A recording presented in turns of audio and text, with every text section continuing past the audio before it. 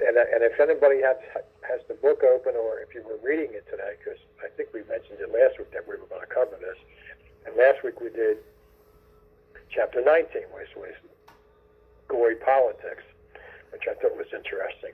But they have an equation in between the two big titles of what this chapter is. Does anybody have any idea of what that is? It's xn equals rx, and then in parentheses 1 dash x. Does anybody have any idea of what that means, or why it's in there? Well, I was trying to figure that out myself. It looks like an algebra equation. To understand that Dr. Wallace was a scientist, and he starts it out with James Glick, which is his best-selling book. It's about making a new science. So I don't have his book, but Dr. Wallace calls it the #1 bestseller. So I kind of broke it down to its. I haven't got it yet, Charlie. I broke it down to algebra. That's about it. Yeah. No, it is an equation, and it's an equation about chaos. And if you put it in, like if you Google, excuse me, if you Google, at the end of the night, for some reason this cough goes. I hardly cough all day, and at the end of the night I'm dying here. If you put that into the browser on Google and just put it in there, it'll pop up, and it comes up, and it's about chaos. It's about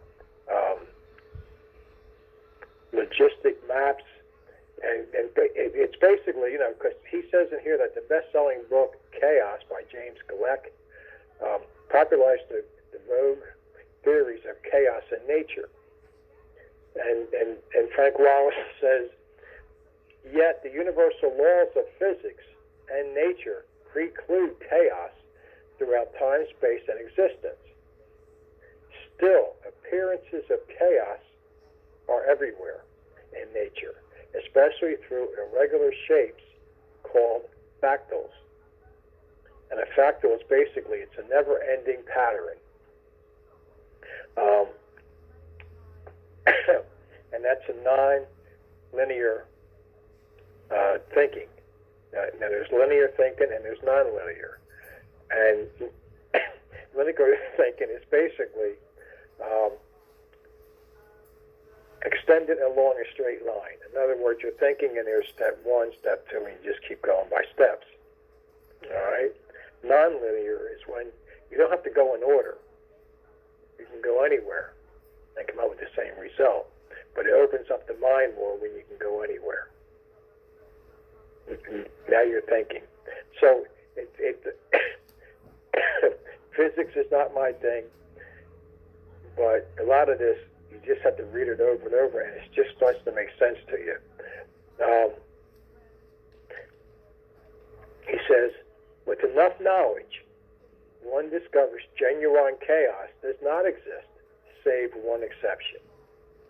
Indeed, the law of identity, along with cause and effect, holds everywhere, barring that one exception. So even though it seems chaotic out there, there is no chaos with enough knowledge. In other words, with neotech and neothink. Now, yes, right now this country is in a chaotic state, probably the most it's ever been. Okay? But none of them. These people are so hypocritical, and the stuff that comes out of their mouth today, I can't believe even these people are humanoids. I can't believe that they can say these things with a straight face. Like the Democrats are saying, about this impeachment. We have to stand up for the Constitution. We have to be honest. When you hear a politician say honest, I just want to barf. It's annoying. And they say with a straight face as if they really mean it. These people are so far out of reality. So it seems like they have chaos. What they don't have is logic. What they don't have is honesty. What they don't have is pure love. They don't even know what those sayings are. So if you think the world is chaotic, yes, it is in a way, if you don't have the knowledge. And having the knowledge is having that xn equals rx 1 dash x. So what the hell does that mean? Well, just look it up. Read it a couple times. It just starts to make a little bit of sense. Okay, and then when you read this, that makes a little more sense. Don't think that you can't understand it. This is where it gets a little harder to understand. I mean, I can remember way back when the active membership call when me and Steve was doing the Sunday night call. It was called Paris Call back then. And when we got in and we talked about the third insight, which is basically the Bible of neothink, and it's all that 25-part puzzle that Frank R. Wallace did, and it was mainly about physics. And I remember I opened up that call, and I said to everybody, now this is going back to around 2012, 2013, something like that. We were just starting out. And I said to everybody, if you would have told me even a year ago that I would be sitting here talking physics, I would have said you were crazy. And it still amazes me that I can actually talk physics and not really understand it. I mean, I'm no Einstein here, believe me. I'm no rocket scientist. But I can understand the basics because I just went over it and I went over it. And you take away that thing that, in fact, it reminds me, I saw that quote from Madame Curie the other day. And I don't know if I know exactly what it, word for word, but it said, there's nothing in this world to fear. You just have to understand. Something like that, she said. And I thought that was so profound. Because we all have these fears, right? Like, I have a fear of physics. I can't read this stuff. The end of chaos, the start of guiltless wealth, and then they're talking about it has this algebra thing there or something, and it has all these words that I don't understand. It's because you don't understand it that it gives you the fear. But there is nothing in this world that we should have fear of. Nothing. But yet we do. I mean, how many times did you fear something? And this is before you... I said that this is before you came to neothink. We all went through these things, right? Even as a kid. I remember I was taught to swim and dive early, in like 3, 4 years old. But we went to this one lake one time and had a really high diving board, like way up there, like 20, 30 feet. And I knew I could do it, but I was scared. I must have stood up there for an hour before I finally went. And the fear, I was probably, 11, 12 maybe, 10, 11, 12, something like that. And I was, you're up there, it's like, whoa. So I finally did it. And I jumped in the diving board, I went up in the air, and then I went straight down. And I hit the water hard, and I went way down to the bottom. And I came up. I said, I got to do this again now. The fear was gone. And how many times did we do something like that? As a kid even. Did something we were afraid of, but we did it. Hey, that wasn't so bad. It's the same here. Don't let these these pages sometimes put a fear in you until you understand it.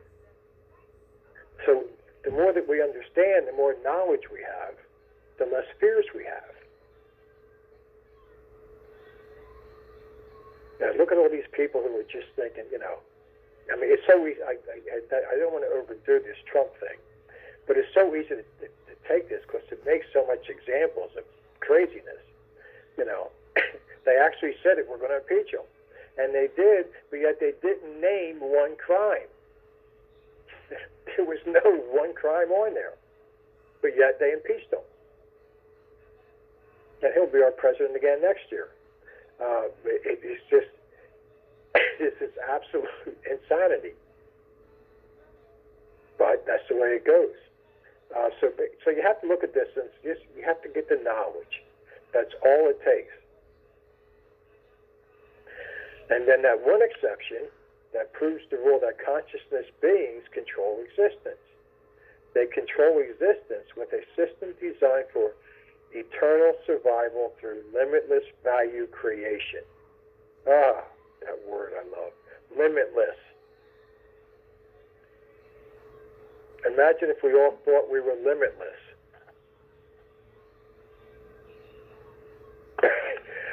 I think politicians think that's a foreign word or something.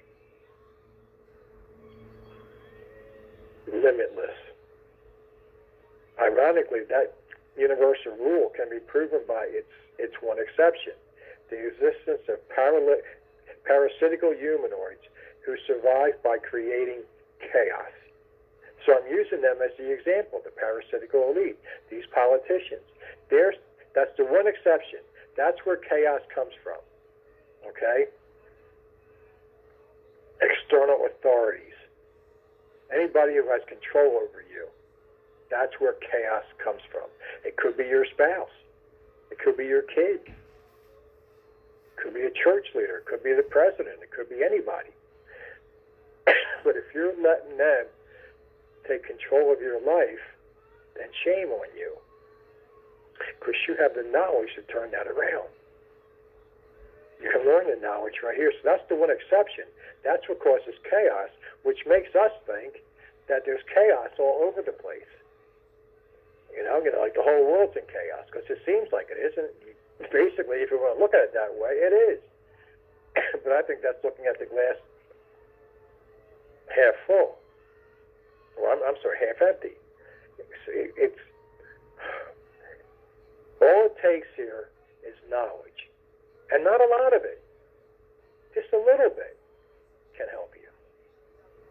I mean, if people just sat down and thought, you know, if they would listen and say, you know, let me see, they impeached Trump today, but they didn't, you know, they don't have one crime on there. They basically impeached him on what they thought he was going to do. Can you imagine that? We thought he was going to do this. We thought he was going to do that. And that's why we want to impeach him. They had no proof of anything. So imagine if you know, so if they can do this to a president, what can they do to you? What can they do to any of us? Well, we thought, because he's in neothink, and he goes to this call every week, we just think he's going to be a very bad person. We think he's going to be chaotic out there. We think he's going to kill somebody. I mean, they can say anything they want. I mean, basically, that's how they convicted him, on what they thought he was going to do, because they can't find any proof anywhere on anything. That's where chaos comes from. That's what this whole page is about. So how do we turn it around to where we start to feel that we have guiltless wealth? And it's knowledge. It's neothink and neotech. Now, that's not too difficult to understand. Because, I know a lot of people didn't read that, the keynote on the bottom there, and that sounds very confusing, but it's really not. But I would suggest that you read it, because it talks about nonlinear, which is far from equilibrium situations, bifurcate into potentially endless fractals in a finite space. All right? And a finite space is basically having limits. But yet fractals, they have no limit. They can just go on and on and on. Those patterns can go on forever. So knowledge will overtake chaos all the time. It doesn't stop. Why do you think these books are so big? Because we don't have any of this knowledge. Throughout the vast universe, he says, genuine chaos exists only in the unnatural anti-civilization, such as now dominates planet Earth. Okay? The humanoid rulers survived through parasitiums requiring force, threat of force, and fraud. But with all such parasites and their unnatural anti-civilization will vanish on exposure to the natural sea of view. which is now coming to planet Earth. Okay, once this starts to break out, once we break out, once we come out of the closet, whatever you want to call it, that's when all this crap will stop. When you start to, it's. I have a friend of mine, and some of her friends, well, most of her, she was in academia for a long time, and most of those people are left wing. So she has 3 or 4 ladies that she knows, and she has known them for 20, 30 years. And they have just gotten worse and worse and worse with this Trump thing. They're so far left, they don't even think anymore. And these are supposed to be intelligent people, okay? And this woman that I know, she's a Trump fan. She's not radical in any sense, but she knows that this is all a bunch of bull. And they don't want to even talk about it. You can't talk to these people because you have a different opinion. There's chaos because these people don't have the knowledge. They don't want to know the knowledge. They don't want to know that there's no laws that he broke. Because if you ask any of them, do you think it's good that he was impeached? Oh, yeah, impeach him, impeach him, impeach him. Well, what did he do wrong? I bet you 99% of them can't tell you what he did wrong. And those same people have no idea of all the good things he did. I mean, Dow alone went up 10,000 points since he was elected. The other day, he had 10,000 more points than when he was elected. But they don't know that. But yet, these ladies, they all have investments. I know that they're making more money now than they ever did, but that's not Trump. No, that was Obama did that. They won't give the man credit on anything. That's called ignorance. And that's also called chaos. There should be no chaos in this world. But that's what it seems like we have here. Only purposely destructive acts of parasitical humanoids create genuine chaos. Wars, for example, create bona fide chaos that has no connection to the conscious controlled flow of value production throughout the universe. You understand war has no connection to anything except for the greed of the elite, these humanoids. War is such chaos, and it's so destructive, and everybody's affected by it, especially the men and women who have to serve. Now, I served for 2 years during Vietnam, but I wasn't in Vietnam, and that affected me tremendously because I lost 6 friends who died in Vietnam. And I still think about them a lot up until this day. By the time I was 22, I lost 6 friends. It was awful. Chaos, lack of knowledge. So he talks about war here, and then he talks about a few other things. And again, Franco Wallace does give us great examples. He says, look at a sleek, high-power sports car from a little distance. One perceives beautiful symmetry and order, the antithesis of chaos. But approach that car and throw open its engine hood, chaos. To the non-mechanic, all appears, it's just a chaos of wires and tubes, among the myriad of various shapes and parts. Yes, to me, it looks like chaos. I'm not a car guy at all. So if you open up a hood of any kind of car, it's like, I don't know anything about that. But yet the car is beautiful. Or open up a computer, chaos. But again, what looks like chaos, a jumbled up electronic chips and circuitry, is actually a wondrous display of conscious-made order, delivering mega values to the economy and society. So even though something appears to be chaos, it's not. Because the people who work on computers or the people who invent these cars and put them together, they have the knowledge. See how it goes back to knowledge? Now it's not chaos. every time I look under the hood of a car, to me it's chaos because I don't particularly care to find out how the car works. I'm only concerned with it that it starts when I want to, and it takes me to where I want to go. That's the only thing that I have about a car. So the chaos, it doesn't really hit me when I'm driving the car, just when I open up that hood. Look into the night sky. Sense the smooth, orderly, rotating universe.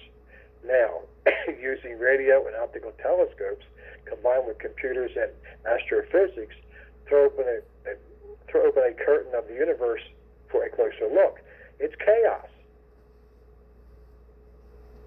It's just jumbled. It's complex. A seemingly random scattering of all the kinds of stars, galaxies, black holes, pulsars, quasars, all these things, and that's chaos. But if you're a physicist, if you're into this in the space and astrology and all that, it's not chaos. So, because of knowledge again. So this whole chapter, like when you first read it, it's what the hell are they talking about? But in the Earth's anti-civilization, the more conscious beings evolve, the more chaos appears to be unknowledgeable I and a primitive mind. All right, so the more chaos that when people follow the chaos out there and support it, okay, it's unknowledgeable I and primitive mind. Consider the obvious order of building blocks comprising the ancient pyramids. Compare the order symmetry of these pyramids to the apparent chaos perceived by the unknowledgeable primitive eye, gazing for the first time upon the jumbled maze of Manhattan skyline. Compare the order of drum beats by early African or Indian tribes and the apparent chaos filling the untrained primitive eye, listening for the first time to a full-blast opera.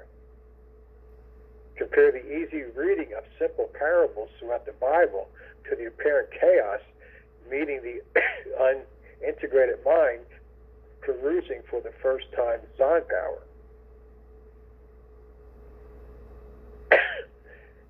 When you have the unknowledge, when you don't have,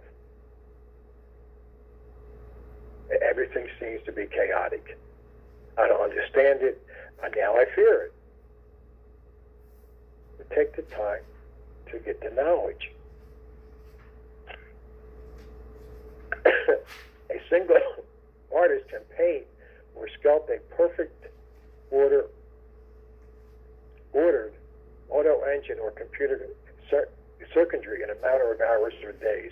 But consider what is required to actually invent, develop, and then mass-produce complex, jumbled appearing engines or computers that deliver ever-increasing values to others, the economy, and society. Such mega achievements require countless man-years of efforts, heroic efforts, combining fully integrated honesty with brilliantly integrated efforts. Okay? I had a member call me up, I think it was yesterday, and she was so excited. And she's been on the Saturday call that I'm doing. And she's struggling a little bit with it. And she called up and she says, Charlie, let me know if I'm right or wrong on this. And I said, well, what page are you on? And she gave me the page, and I went through it. And she read about half of the paragraph. Now, does he mean, I forget the exact words, but she says, is this pure love or something? Is this the example of pure love or whatever? I can't remember the exact. And I said, yes. Oh, and she was so excited. It was her first breakthrough. She was trying to answer one of the questions, and then she read it a couple times, and now that fear went to excitement. She was enthused. She had confidence. I can do this now. And she got the answer by herself. She just took it apart. That's what knowledge does.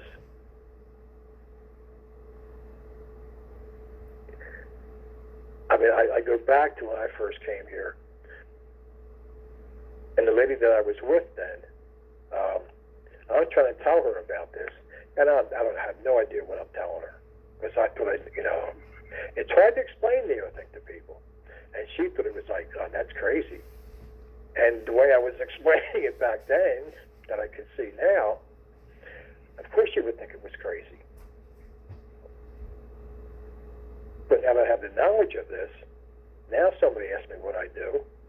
Well, when I tell them, sometimes they'll, well, what do you do for them? Well, I'm a mentor. What's a mentor? Well, I do these calls a couple nights a week. Oh, and so what do you talk about? I said, well, we talk about this. And I get into not a lot of detail, but I just go, I do this, I do that, I do this. Oh. And half the time they don't really know what to say because this is all new to them. Oh, you have a call about that? I said, yeah. Wow.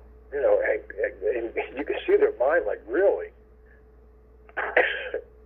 But they have no idea what I'm talking about because they never heard of this. People become self-leaders. That's fascinating. Now, I hate to smack them when they say that, but, people thinking for themselves. Can they really do that? It's like I'm talking Greek to them. It's a foreign language. It's these foreign ideas to them. They can't even comprehend what I'm trying to say. And I'm trying to say it like in first grade English, Like that's the way it is. But then to get back to wow, it's late. I'm going to stop here. Juanita, do you have anything to add? Because I just realized what time it was. Oh, okay, Charlie. Well, you're doing great, by the way. And yes, I when you were talking about Trump, I have to say this. That's a prime example of how the parasitical elite create chaos. And if you don't have the understanding going on, then you are in fear because you don't even understand what's going on out there.